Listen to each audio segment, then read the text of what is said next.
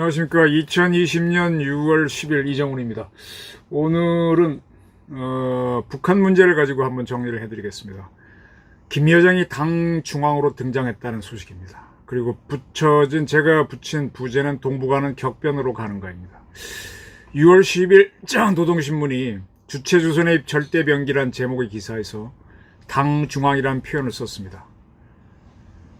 근데 이 절대병기를 제목으로 한 이 기사에서 주 내용은 절대병기는 핵무기가 아니라 수령 중심의 1심 단결을 하는 것이다, 이렇게 되어 있습니다.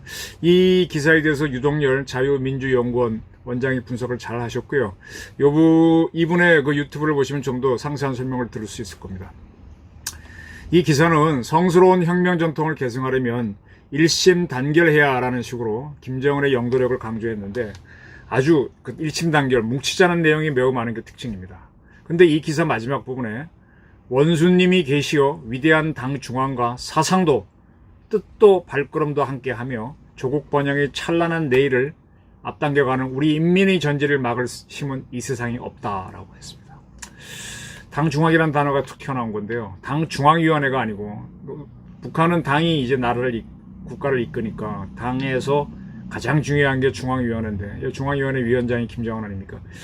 거기에 당 중앙위원회라고 하지 않고 당 중앙이라고 해버렸단 말입니다. 그래서 이게 뭐냐라고 굉장히 궁금해하는데, 이 당 중앙은 김일성에서 김정일로 승계가 이루어질 때 북한이 썼던 용어입니다. 74년도 김정일이 노동당 정치구원이 됐을 때 그러한 김정일을 공개하지 않으려고 북한이 내부적으로 어떤 암호 비슷하게 김정일을 가르칠 때 당 중앙이라고 불렀습니다.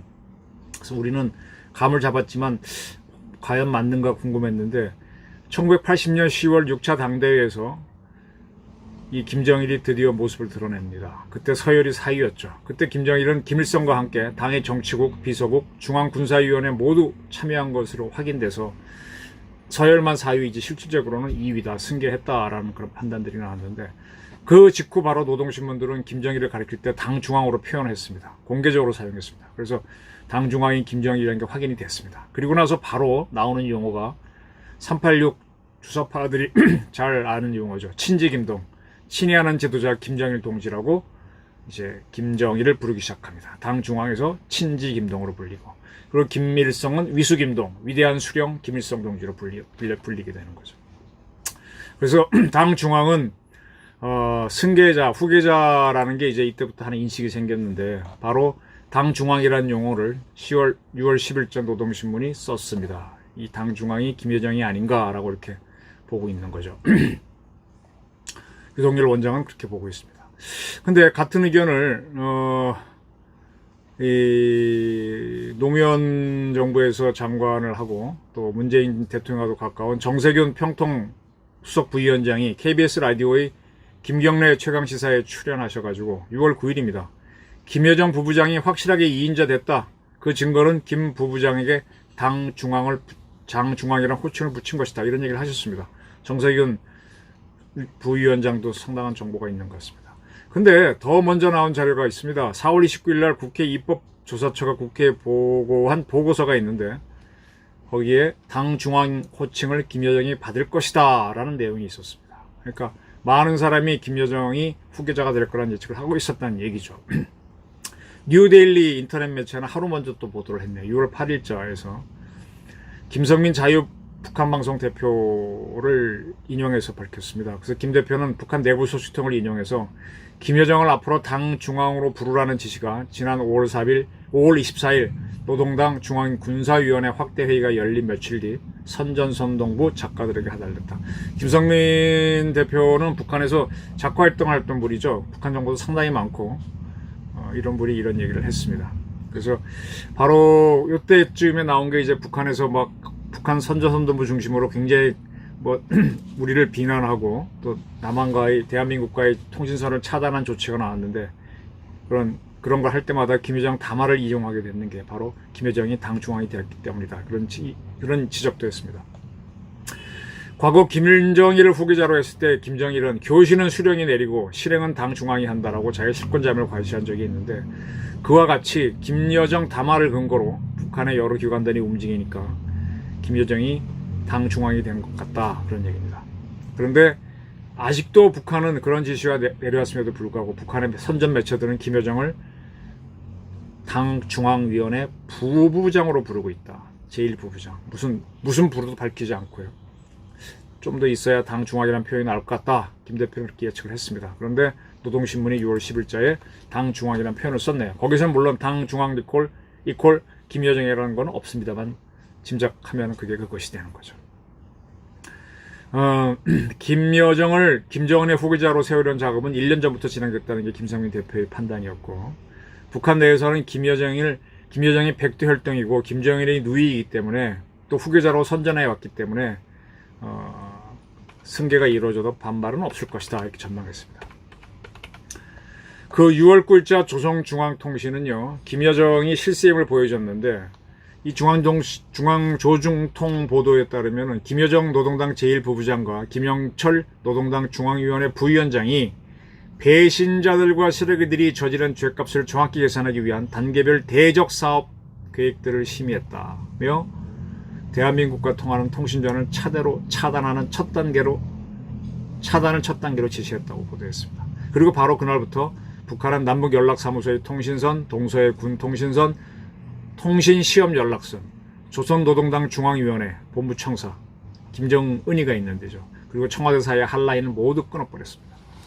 북한은 김여정을 제1부부장으로만 호칭했는데요. 이 제1부부장은 선전선동부의 제1부부장으로 보입니다. 근데 북한 노동당에서는요, 가장 중요한 부두는 조직지도부고 다음이 선동부거든요. 상당히 중요한 지시를 내리는데 이게 부부장 명의로 내릴 수는 없습니다. 김정은이가 어쨌든 위원장인데 그를 두고 김여정이 하고 김영철 부위원장이 지시를 내렸는데 이거는 김정은이 어떤 유고 상태가 아닌가라는 의심을 하게 만듭니다. 근데 북한에서는 최근에 여러 가지 변화가 있었어요. 지난 3월 7일 조선중앙방송은 당 중앙위원회는 리만건, 박태덕 당 중앙위원회 부위원장을 현직에서 해임했습니다라고 보도했습니다. 근데 리만건이가 누군가 하면 바로 조직지도부 부장이었습니다. 이 조직지도부가 굉장히 센 자리인데, 그래서 김정일이는요, 1973년 후계자로 나선 이후로부터 죽을 때까지 2011년까지 계속 조직지도부장을 겸했습니다. 근데 특이하게도 김정은이는 조직지도부장을 겸하지 않은 걸로 보이거든요. 좀 확인이 잘 안 되는데, 19년 4월까지는 최영희가 조직지도부장을 한 게 확인이 됩니다. 그리고 리만건이 맡았다가 1년 만에 해임돼 버린 겁니다. 20년 3월 초에.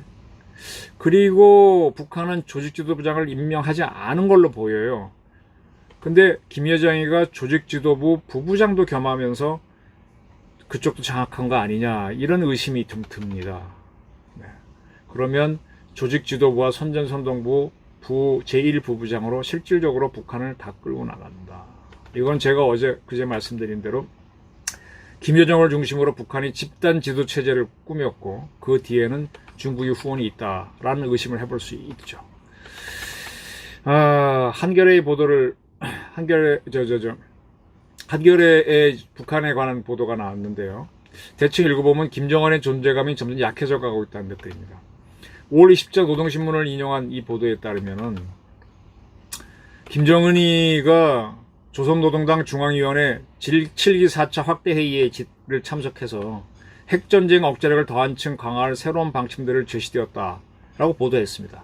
근데 이 회의를 언제 열었는지, 김정은이 핵전쟁 억제력 강화 새 방침과 관련해 어떤 발언을 했는지는 노동신문이 보도하지 않았습니다. 노동신문은요, 국가 무력 건설과 발전의 총적 요구에 따라 나라의 핵 전쟁 억제력을 더한층 강화하고 전략 무력을 고도의 격동 상태에서 유지하기 위한 새로운 방침들이 제시되었다라고는 했는데 그렇습니다. 별 내용이 좀 없습니다. 그리고 이 회의에서는 또 변동이 있었던 게 리병철 노동당 군수공업부장을 중앙군사위원회 부위원장으로 집어넣었습니다. 자꾸 북한이 뭔가 지금 권력층을 자꾸 바꾸고 있어요. 리병철은 뭔가 하면요, 아까 리만건과 더불어 북한의 핵미사일 개발을 선도한 사람으로서 ICBM의 화성 14형의 1차 시험 발사할 때 김정은을 수행했었죠. 네, 그런 사람이 중앙군사위원회 부위원장이 됐습니다. 중앙군사위원회 위원장은 김정은입니다. 굉장히 북한에서 조선인민군과 모든 경찰을 지휘할 수 있는 가장 높은 자리입니다. 또 포병국장을 했던 박정천이를 대장에서 차수로 올렸습니다. 계속 전략군을 강화하는 모습을 봅니다. 그리고 이때 김정은이가 7건의 명령서에 서명을 합니다. 밑에 자막에 있는 것처럼 서명을 하는데, 그때 보게 되면 김정은을 쭉 여러 군사 간부들이 둘러싸고 내려다보는 모습으로 사진이 찍혔어요. 상당히 특이한 사진입니다. 이게 상당히 불경스러운 모습인데 이런 사진을 북한이 공개했어요. 김정은이 힘이 없다는 의미로 좀 보이는데 근데 노동신문은 하여간 이 회의를 언제 열었는지 밝히지 않은 것과 더불어 이런 사진을 내보낸 건 상당히 좀 특이합니다. 그리고 작년 12월 28일부터 31일까지 노동당 7기 3차 확대회의를 열었는데, 그때 김정은이는 뭐 강력한 핵 억제력의 경상적 동원태세를 항시적으로 믿음직하게 유지해라. 우리의 억제력 강화의 폭과 심도는 미국의 금우 대조선 입장에 따라 상향 조정될 것이다 라고 기염을 토했는데, 그리고 나서 무려 5달 동안 김정은이는 모습을 드러내지 않았거든요. 그러다가 지난 5월 1일 날 순천 인비료 공장 준공식에 참석해서 유고서를 불식을 시켜줬습니다. 근데 이게 희대의 쇼라는 거죠. 지금 보니까. 그리고 24일 날, 5월 24일 날 김정은이가 앞에 얘기한 대로 7기 4차 회의를 확대했고, 그때 이제 둘러싸여서 명령서에 서명하는 모습을 보였는데, 그리고 이제 김정은이가 지금 모습을 잘 안 보이고 있거든요. 그래서 5월 1일 순천 인비료 준공식에 김정은이 나온 건 희대의 쇼였다라는 의심이 들고요. 김정은이 건강은 좋지가 않다. 그래서 김여정이가 후계자로 나서고 있다. 당 중앙이 됐다. 이런 판단들을 하게 되는 거죠. 최근 북한 소식을 좀 전해드리겠습니다. 최근 북한은요, 평양 일대, 평남 지역에서 하루에 한두 차례씩 전투기를 띄우고 있습니다. 그 전에는 거의 전투기를 못 띄웠습니다. 없었습니다, 비행기는. 이건 무슨 얘기냐 하면 중국이 압록강에 있는 송유관 열어서 기름을 줬다는 뜻입니다. 또 별도의 항공기도 제공했다는 뜻입니다. 중국은 홍콩 상태와 미국과의 패권 전쟁을 스트레스를 피하기 위해서 한반도의 위기를 조정할 수 있는데, 그래서 북한의 식량과 기름을 제공하면서 해봐라 할 수 있죠. 또 그리고 북한은 김여정으로 승계가 이루어지면서 후계자를 강화하기 위해서 김여정 힘을 보여줘야 되니까 뭔가 도발을 할 수 있습니다. SLBM, ICBM 또는 휴전선에서 도발을 할 수 있는데 그런 때가 다가오는 거죠. 근데 제가 이 정도 알면 우리 군 당국은 모르겠습니까? 미군은 모르겠습니까? 지금 우리 공역에는요, 하루에 50, 70대의 전투기가 뜹니다. 미군도 뜨고 우리도 뜹니다. 우리 공군은 미공군하고 거의 연합작전을 같이 하기 때문에 같이 뜹니다. 이게 무슨 얘기인가 하면 우리 정보당국도 북한의 의도를 알고 있고요. 한미연합사도 알고 있고, 북한이 어떤 식으로 도발하든 바로 한미 공군은 대응할 수도 있다는 얘기입니다. 최근 문재인 대통령은 제가 여러 차례 말씀했던 G11에 참여하겠다고 하셨고요. 또 한국 외교부는 홍콩 사태에 홍콩 민주화운동을 지지하는 한중 공동성명을 지지한다고 했습니다. 그런 지지를 받았기 때문에 트럼프는 한반도에서도 한 발짝도 물러지지 않을 거라고 저는 봅니다. 그래서 어쩌면 북한이 어떻게 하느냐에 따라서 굉장히 지겨운 한반도 게임이 끝나는 날이 올지도 모른다는 게 제 예측입니다. 제가 하나 좀 신권 예측을 하나의 분석을 하나 해볼게요. 신권 분석이요. 이 동북아의 여성 지도자가 등장하면요, 정치적 격변이 일어난다는 막연한 소설 같은 가설입니다. 한번 그냥 재미삼아 들어보십시오. 660년 백제가 망하고 668년 고구려가 망하고 676년 신라가 삼국을 통일했다고 합니다. 근데 그런 통일이라고 하는 대격변이 있기 전에 신라에서는 선덕 여왕이 632년부터 647년간 재임을 하고요. 그리고도 다시 여왕이 나와서 진덕 여왕이 654년까지 재임을 합니다. 그리고 신라에서 성골은 끝이 나고 진골 출신으로 태종무열하 김춘추가 신라의 왕이 되면서 그분이 돌아가시기 1년 전에 백제를 무너뜨립니다. 그리고 당나라에서는요, 누가 나오는가 하면은 측천무가 나옵니다. 측천무는 690년, 즉 삼국통일이 이루어지고 난 다음에 690년 69세의 황제, 중국 최초의 여황제가 됩니다. 성신 황제에 즉위해가지고 705년까지 15년간 재임합니다. 그때 국호를, 당이라는 국호를 주나라로 바꿔버려요. 칙천무후가. 그 칙천무후라고 하는 거는 무후니까 이제 왕이 아니란 뜻인데, 그건 이제 중국인들이 여자가 황제가 나왔다는 걸 싫어가지고 무후 그러는데 실제로 황제가 됐었습니다. 근데 이 칙천은 황제가 되기 전에도 고구려를 정복한 당 고종이 비였기 때문에 수십 년간 고종 말기부터 고종이 죽은 다음부터도 아주 실력을 행사했습니다. 그러니까 690년 오른 게 아니라 어떻게 보면 칙천무 시절에 고구려를 멸망시켰다고 볼 수 있습니다. 이 중국에서 황제가 나오면서 동북아에 격변이 있었다. 물론 황제가 된 거는 고구려가 또 신라가 통일한 이후지만은 그분이 실권자일 때 동북아에 격변이 있었다는 얘기입니다. 참고로 칙천은 중국에서 가장 많은 나이에 황제가 된 사람입니다. 그리고 일본에서는요, 592년 시이코 천황이 나옵니다. 일본 최초의 여성 천황이 나왔죠. 628년까지 천황으로 있었는데 이분은 결국은 동북아 최초의 여성 군주죠. 근데 이때 이 시이코 천황은 실권이 없었어요. 여러분 그 수업 시간에 성덕태자, 쇼토코 태자 여러분 들어보셨나요? 이 사람은 천황이 되지 못하고 이제 죽었는데 622년, 그러니까 시이코 천황이 있을 때 죽어버렸기 때문에 천황이 못 됐습니다. 이 성덕태자가 있을 때 고구려의 담징이 일본에 가서 금당백화를 가렸다. 법령사에. 바로 그런 의미가 전해지죠. 그래서 이 동북아 3국에 당나라, 그다음 신라, 일본의 여성 군주가 나왔을 때 동북아의 패권이 일어났고, 가장 중요한 패권 전쟁인 고당정장, 고구려와 당나라 전쟁에서 고구려가 패망해서 아주 한반도의 정치 지형이 변하고, 또 우리의 삼국 통일되고, 일본도 큰 영향을 받고 그런 사건이 벌어졌습니다.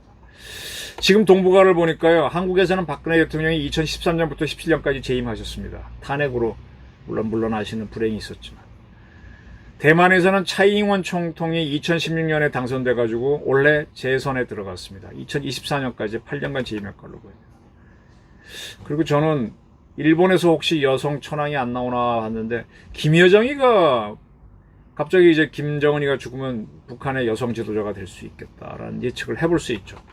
동북아 3국에 차라리 여성 지도자가 등장하면 격변이 일어날 수 있다. 지금 북한 핵 문제와 홍콩 사태, 미중 패권 다툼으로 아주 동북아는 혼미한데, 신라가 삼국 통일할 때처럼, 고구려가 패망할 때처럼 여성 지도자들이 등장하고 있으니까 동북아에 격변이 일어나지 않을까. 이 지긋지긋한 남북 게임이 끝나고 어쩌면 우리한테 기회가 올지 아니면 대혼란이 올지 그런 날이 오지 않을까 하는 게 제 하나의 막연한 역사를 보다 보니까 우연히 발견된 하나의 예측입니다. 김여정 당중앙인데 북한 최초의 여성 지도자 될까요? 궁금합니다. 감사합니다.